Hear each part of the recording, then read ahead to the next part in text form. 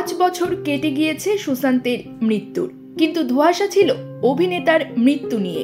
শনিবার 22 মার্চ মুম্বাই আদালতকে সিবিআই এই মামলার অন্তিম রিপোর্ট জমা দিয়েছে।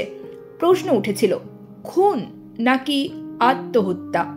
এবার সেই প্রশ্নের খোলাসা করে দিয়ে সিবিআই জানিয়ে দিয়েছে আত্মহত্যাই করেছিলেন সুশান্ত সিং রাজপুত। প্রাথমিকভাবে মামলাটি আত্মহত্যা বলেই জানানো হয়েছিল।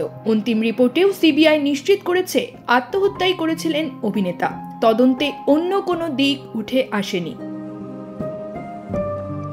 সুশান্তের মৃত্যুর ঠিক 7 দিন আগেই মৃত্যু হয়েছিল অভিনেতার অফিস সহায়ক দিশা সালিয়ানের।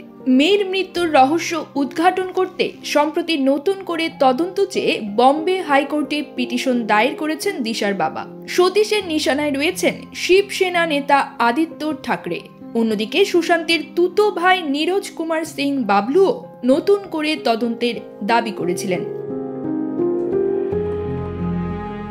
সংবাদ মাধ্যমের কাছে সুশান্তের ভাই বলেছেন, ঠাকরে সরকার চেয়েছিল ঘটনা গোপন করতে। তাদের উদ্দেশ্যই ছিল তদন্ত বন্ধ করিয়ে দেওয়া। সুশান্তের মৃত্যুর সঙ্গে দিশার মৃত্যুর যোগ রয়েছে। 12 তলা থেকে একটা মানুষ পড়ে গেলে তার মৃতদেহের পাশে রক্ত থাকবে, কিন্তু দিশার দেহের পাশে রক্তের ছিটে ফোঁটা ছিল না।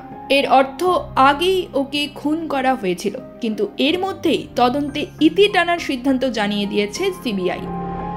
News desk, reach Bangla 24।